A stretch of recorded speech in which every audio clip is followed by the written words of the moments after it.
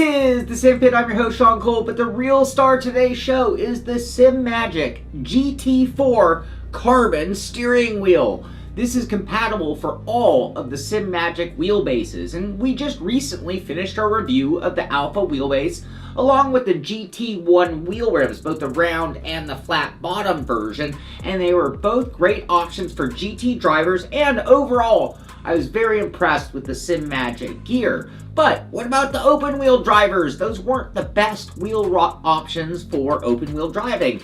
And that brings us to the Gt4 steering wheel, which is a completely different steering wheel than the other options available. The Gt4 wheel is a butterfly shape, as I like to call it, or an open wheeled style wheel rim, and it is a bit of an upgrade compared to the Gt1 wheel rims that were available that we tested with the Alpha Base, and it comes at a higher price point, and it comes packed with a lot more features than those wheel rims as well.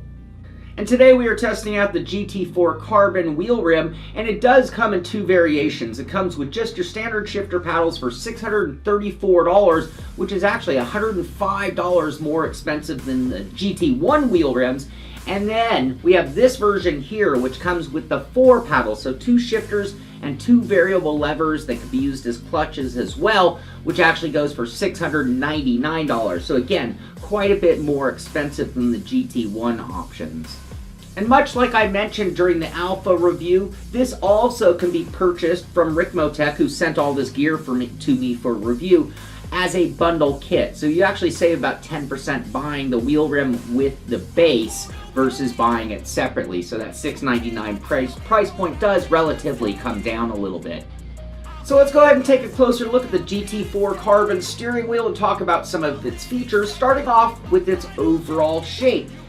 The Gt4 wheel rim is a very slim design. I would actually say it appears smaller than it actually is. It's 300 millimeters from grip to grip, so it is a full-size open wheel steering wheel, which ends up being about 11.8 inches across in United States or American measurements. But you can see it is, again, that very slim design. Now the grips themselves, they are made of silicone. These aren't rubber, they're not Alcantara, they're made of silicone, and we're gonna talk about that very much when we talk about driving with the steering wheel.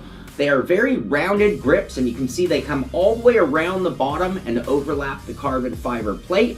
And up at the top, they kind of taper in a little bit so that the carbon plate is exposed before we get to the button box on the back.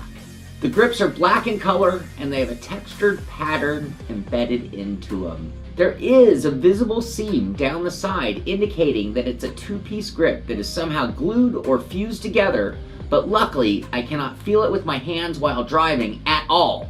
But I can feel it when I run my finger right down the seam. To give you an idea of the size of these uniquely shaped grips, they are about 30 millimeters or almost 1.25 inches wide across the front at the fatter area, and they are about 39 millimeters or 1.5 inches thick front to back in that same spot. The grips then taper in an ergonomic shape that fits well in your hands. The entire face of the Gt4 wheel rim is made of carbon fiber, but this isn't just a cover. This is nearly 1/4 inch or 5 millimeter thick carbon fiber plate that is the backbone of the wheel rim and is extremely strong and rigid. The carbon fiber plate extends from grip to grip, and the button box portion only extends as far as the buttons and shifters or as far as it is needed.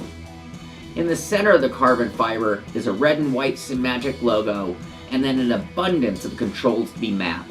The wheel has a total of 8 medium to large size buttons.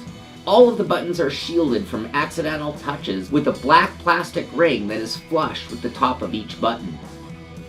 All 8 buttons are backlit with programmable colors, and each has its own symbol on them. Some are letters, some are characters, but all will help remember their functions and make the wheel that much more exciting.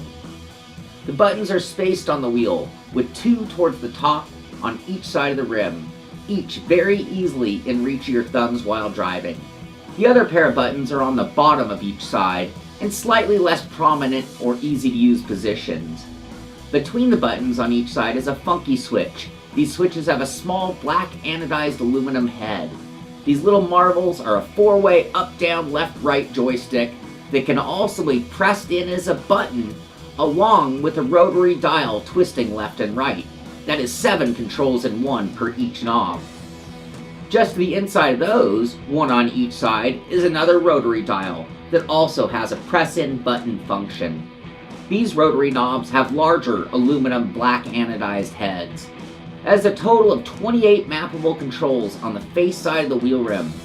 The Simagic Gt4 carbon wheel rim also has a whole lot going on the backside, more than a lot of wheels if you think about it, and it really starts with that aluminum enclosure that again only covers up to the buttons and enough to hold the shifters. It doesn't overlap the grips whatsoever. And it also provides the mounting location for the quick release and the paddle shifters.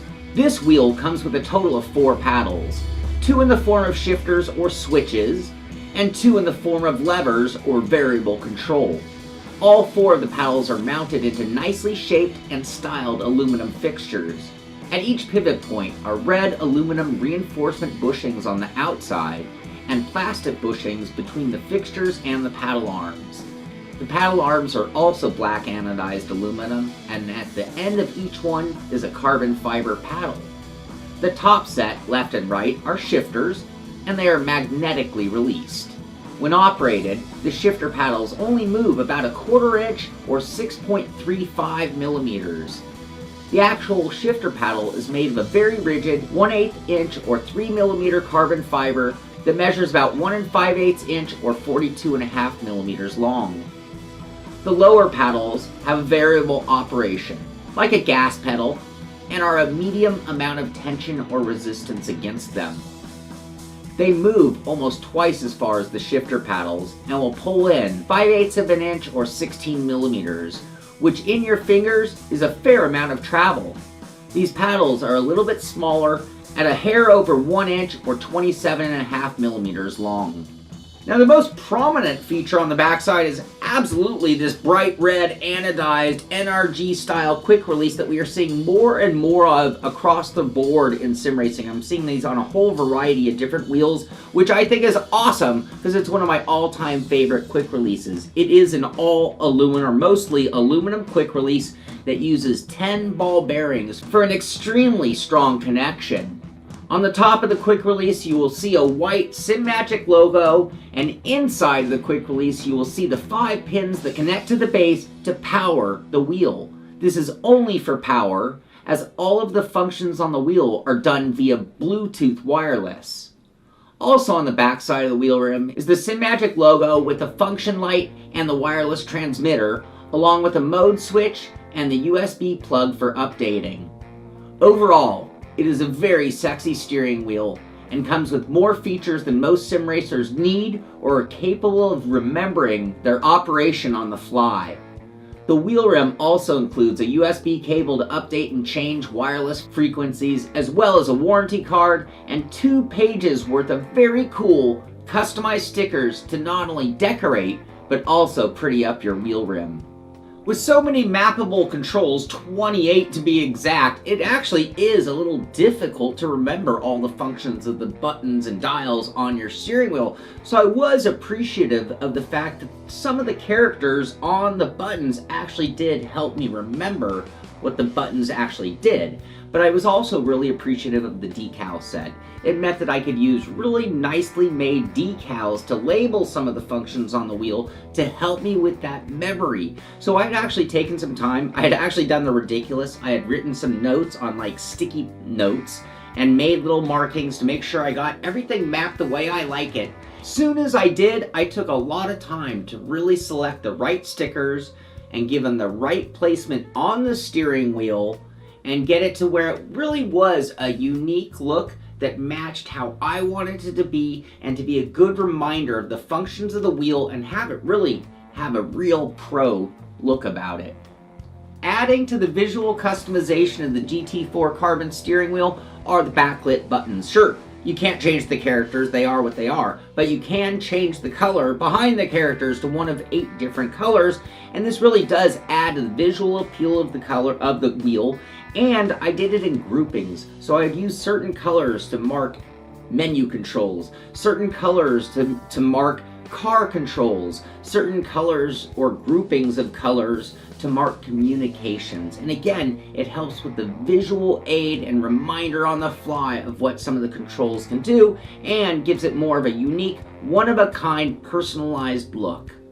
You change the color simply by putting the mode selector to set and pressing the button you would like to change, and each press changes the color, and 8 buttons later, we've changed the colors to our liking. And then when you're finished or happy with the colors, you just set that switch back to mode 1 or mode 2. So real quick, I'll cover the modes. Mode 1 has it so the left and right paddles, and we're talking the bottom paddles, the clutch paddles, it makes it so the bottom paddles work together. So it doesn't matter which paddle, but the first press of either paddle will move half of a full axis, and then moving the second lever also will move it the full axis. So to get the full range of that axis, you will have to pull in both paddles. In mode 2, there are 2 independent axes. So the left paddle is a full range of motion on one, and the right paddle is a full range of motion on the other. I hope that makes that fairly clear and should explain the way the clutch paddles work and the mode switch button. Now that we've covered all the functions and all the features of the Gt4 steering wheel by Simagic, it really comes down to how does it work on track? How does it feel in my hands while driving? And how does it perform as a sim racing steering wheel? And you know, a lot of modern wheels, it really starts the quick release, because we've seen some inferior quick releases, we've seen some amazing quick releases, but that is the point of contact between the wheel rim and the wheel base in so many ways. In the case of the Simagic, it provides the power, and it also provides the rigidness. How strong is the connection between the quick release, between the wheel rim and the wheel base? With that NRG style quick release, it is just so strong, so rigid, and just looking. So why don't we start right there with flex? I mean, you can just see it here. Any movement and flex that is happening whatsoever is a combination of everything from my R seat, which is one of the most robust, strong rigs you can get, the wheelbase and the way it mounts to the rig, the quick release, the wheel. But when you look at, I mean, I am putting a lot of tension and pressure in the wrong directions, and you can see this is just strong enough to drive a real car, strong enough to depend your life, let your life depend on it. It is that rigid and strong and ready to go. The next thing when it comes to driving and using a steering wheel, regardless of the wheelbase, is the actual feel, the comfort of the grips. I mentioned there was a seam down the sides of the grips where it's a 2-piece grip. I do not feel it at all. As I mentioned, yes, if I really run my hand or my finger along it, I can feel the spot, kinda, barely, but in my hands, I don't feel it at all. The other question I did have was the silicone material itself. I mean, like, rubber grips frighten me. They get all gummy and gooey, and you might even get little beads of, I'm not sure if it's your skin or the rubber, build up on it. They can be hot and sweaty, and in the case of these silicone grips, they're not. Now, it is a hard finish on them, so it's not super soft. It is a little teeny bit squishy. Not so much in your whole hand, just a tiny bit, a little bit more if you go with a finger, but they are pretty strong grips. They aren't spongy or squishy, but they are comfortable. Now, when I first started driving on this, I did notice that the shape actually caused me to bring my hands up slightly. Like, just, it was a new shape to me. So when I first drove it, for the first few times, I did notice that my hands were kind of coming up on this tapered portion here. But in reality, that stopped happening. It was a matter of getting used to. So at first, I didn't like that, I will say. But again, once I got used to it, that stopped happening, and I found the grips to be very comfortable grips, and it gave me a good firm. I could grab them strongly, and they'd resist that just enough to be comfortable, and at the same time, give me all the confidence in holding the wheel that I needed, which is really nice. So the comfort factor is there. The spacing, the wheel 300 millimeters, 11.8 inches is a good spacing for an open-wheeled car. And again, it's rigid, so it's not just that the grips are there, but the whole steering wheel, the whole assembly, even when you're running super strong force feedback, the whole assembly is just rock solid, And it's something that quite honestly, this is the best thing I can say. It's something that doesn't even occur to you. You don't think about the stiffness or the rigidity or the strength of the entire package here. And that's the kind of peace of mind that you want when racing, that you're not even distracted by it in the very slightest amount. So obviously we're hearing no other additional noises, squeaks, pops, or any of that. It's all real good there as well. All right, let's move on to the next most noticeable feature, that being the magnetic shifters. There isn't a ton of movement, just a little bit over 1/4 of an inch, but it happens very quickly. The moment you hit the magnet, the shift occurs. The moment you click it, you hear and feel the click. You can reduce the noise with the little rubber inserts that you could put in there, double stick tape basically, but I actually prefer the noise. I like the audible click. I like the feeling of the click, and it's one of those, it's something that I'm very grateful or happy for, that it's becoming the normal. You pretty much see that across the board on modern wheel rims at this point in time, and they do feel good. The paddles themselves, being that carbon fiber, they are very rigid, so I'm going to go ahead and just kind of pull on. I'm not really shifting, I'm really kind of flex testing the unit, and they are very strong, so very good shifter feeling. I'm not a huge user of lower clutch paddles. The variable distance is good though. There are a few reasons that I love the idea and concept of paddle shifters on the bottom. The first one being for those who do like doing like Formula 1 launch starts and using the paddle shifters, and they work great for that, for those type of people. I'm still more of a foot clutch guy, so that's not really the reason I use them so much.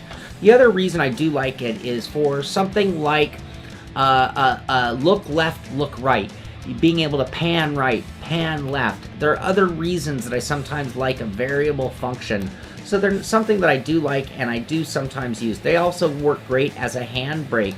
So if you're doing rally racing or have a car that has a hand or emergency brake, you can lock that up and lock up just the rear end. So that's a nice feature as far as having that. Then it comes down to the amount of throw. When I'm considering this a variable pedal, this is much like a gas pedal on a car when you're using it in that way. And you need enough distance when you're using like your pinky to adjust the throttle of the car or the handbrake. You need enough distance to be able to know, okay, there's 50%. Not going to full throw, just automatically like a magnetic shifter. You're going 10%, 20%, 30%, 50%, and so on, and really nailing that down. The other is for people who might not be able to use their lower legs. When you get dual paddle shifters like this, you have the ability to drive with gas and brake and turn the whole steering wheel into your only control. And with the amount of travel they have in these, and also the resistance, you can see they're not just floppy. There's a fair amount of resistance. I can operate them with my pinky, but even that over time might feel like a lot of energy, so it might even be 2 fingers to operate them perfectly, but a good feeling on those as well. So now we can really focus on the front side of the steering wheel, which is the amount of buttons and dials and controls. 28 in total if you really mapped everything. 28 is more than I can label, 28 is more than I can remember, 28 is more than I can use, but I do use every knob and button on the wheel rim. I just don't use every part of the 7-way funky switch, for example. So, but what I do like is this top 2 buttons. These are the magic buttons, the most prominent, the most often used buttons are these top 2, and they are just in like you could hold your finger there all day long at the ready. So if this was something that you were adjusting, like for example, the weight jack of the car at Indy, you could do that really easily with these 2 buttons if that's what your like specialty was. That's how I'd map them for that race in particular. For more common use for me, I have them in colored groupings as well. So for example, while driving, without even thinking about it, I know if the buttons are in blue, that they have something to do with the menus. And so right here I have 2 buttons where I can go forward and backward on the menus very easily. And you can see I don't have to even change my driving style to use those 2. These top 2 on both sides, for me, even with small hands, are right in the easy operation while driving without even looking, thinking, or doing anything. When you get to the next 2 positions down, you're looking at the 2 funky switches. Now, I can click in the buttons really easily while driving, so without even lifting my heel of my hand off the wheel, I can operate the push button. I can probably map and use one direction of the joystick feature, but any more than that's going to be hard while my hand's on the wheel. Now once I remove my hand from the wheel, I can very easily adjust the knob rotation, up, down, or any other movement. Same thing goes for the more inboard one. There's not enough frictional grip on the head of the dial for me to really turn it with my thumb while keeping my hand in place. It does require a lift, but again, it's nice having two more controls, left and right, press button, and those interior. And the aluminum heads, and anybody who knows metal knows this. You can feel metal versus plastic in an instant with your bare hand because it's cold to the touch and they have that good feeling. The lower two buttons are going to require a little bit of a pivot. And the nice thing about them all is they are all shielded. So if I am blindly reaching down for my lower two buttons, I'm not going to get an accidental pressure. And then finally is the actual tension of the buttons themselves. These do feel like high quality buttons. There's a good amount of spring to them. It doesn't just like feel floppy. You can hear a teeny tiny little click inside of it, but they do feel like they're built for lots of wear. Overall, the feeling of the wheel is very pro. This feels like a high-end steering wheel. This feels like the kind of wheel that you would find in a real-life racing car because of the quality and the construction and the features and the functions. And with the colored LEDs and the labels, it just allowed me to match my theme or colors, or make it so just right now in my peripheral I can see the color banks of where things are, knowing that red means car controls, that blue means menu controls, and so on and so on. So anyway, really nice rim, really good open wheel option for the Simagic racers. Again, it being proprietary. This wheel, unfortunately for those who are loving hearing everything about it, it only works on Simagic bases. And for those who are considering or using Simagic bases, it's really nice to know that they have a Gt4 open wheel style rim that really gets the job done well. Well, at this point, I think I have told you everything that I could possibly tell you about the Simagic Gt4 Carbon steering wheel. It is a fun little dynamic steering wheel with so many functions, but just to make things perfectly clear, let's go ahead and break it down with the good, the not so good, and the bottom line, starting off with the good, and that is the super awesome quick release. Unique and cool looking rim. Very low profile. See right over the top. Feels like very high-end parts, buttons and dials. Lots of mappable controls, mini at your fingertips. Programmable backlight, colors of buttons. Comfortable wheel. Super stiff, no twist, no flex. Magnetic paddles feel great. Bonus clutch paddles. Wireless, no wraparound cable. No wear silicone grips. Really well made wheel. Bonus labels for identifying functions. And now on to the not so good. This is an expensive wheel rim. Grips could be larger in height. Proprietary, works only on Simagic bases. Heavy wheel rim, total of wheel and quick release. More controls than my mind can remember. Having done this for so many years, I do find that there are certain things that we start to take for granted over time. So when certain products, when certain concepts first come out, we make certain comments or observations on them, and they're basically comparing it to the past. And when I think of a few of the things that I talk about in recent times, it's hard to use those same things because it starts to become the norm, if you know what I mean. So for example, I have in the last few reviews talked about the weight of some of the steering wheels that I've been using across the board. But the bottom line is a lot of the new equipment is so high-end, so pro-level, so nearly the identical strength of automotive class hardware, it's going to come at a weight penalty comparing it to wheel rims that were made for like 3-4 Newton meters of strength. So these wheels are being built for the rigors of up to 25-30 Newton meters, and with it is going to come a weight penalty. So I feel like moving forward that we're no longer going to be able to use weight as a con, because I'm going to start assuming that you're on a direct drive steering wheel and on a rig stout enough to hold a direct drive steering wheel with a substantial weighted wheelbase with a substantially weighted wheel rim.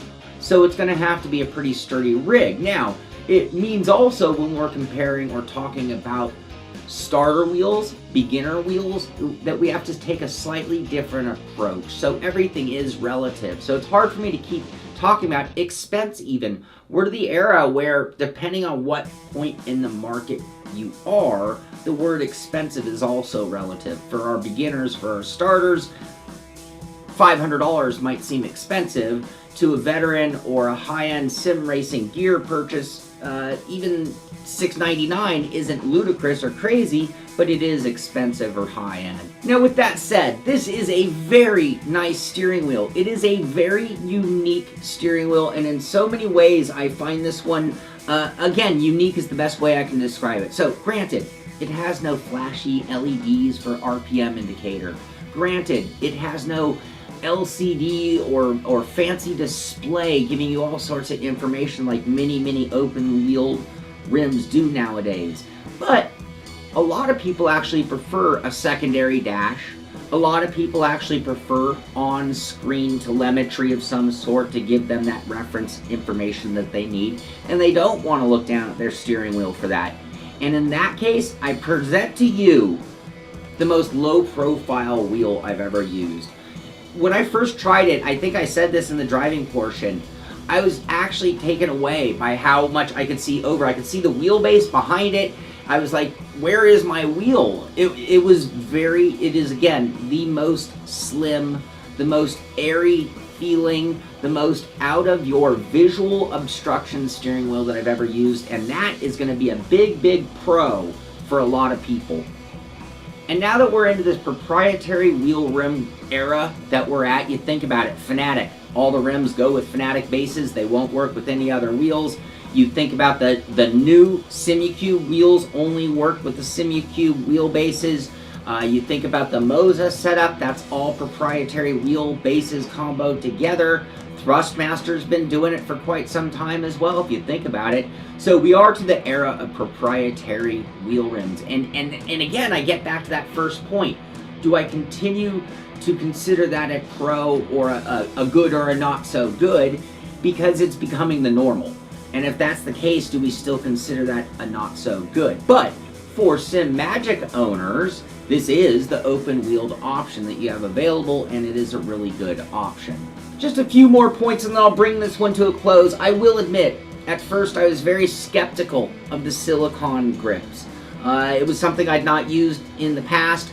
Using rubber grips in the past had been a nightmare. They just start kind of getting gooey on my hands. I like that even less than aged Alcantara or suede where it's all packed in. I'll take that over a gooey rubber. The silicone grips blew my mind in the end. This might be a great answer, and maybe other manufacturers need to start considering it. And it is odd at first. When you first put your hands on it, I'm going to admit, it was a weird sensation compared to what I'm accustomed to. In the end, it worked out so great. No overheating, no weird matting of it of any kind, and you can't even see wear. It's actually a remarkable grip, and it was quite comfortable in my hands. And again, no overheating was the critical one there. And then finally, and in the end, I just will say this does feel like high-end premium sim racing gear. So everything about this has been very nice. I mean, the roughest edge is perhaps this almost invisible edge on the seam here.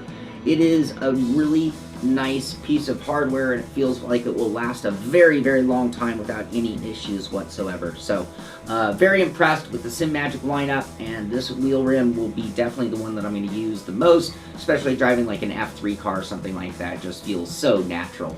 So I do want to thank Ricmotech. They are the ones who sent this over with the Alpha Base for me to do our review, so thank you to them. And again, you can get this for $6.99 as a wheel only. You can get it for $6.34 without the lower paddles, and you can get it with about a 10% discount if you get it bundled with a wheelbase, just to give you a pricing idea. Again, thank you, Ricmotech, for sending it over. I think and I hope I've answered every question that you could hopefully have, and I want to thank you for watching. Be sure to subscribe to the channel so you'll find out or get a notification when our next video comes out. Be sure to thumbs up if you enjoyed the show. Always like when that happens. And again, thank you for watching. This is the Simpit. I'm Shaun Cole, and I'll see you on the track.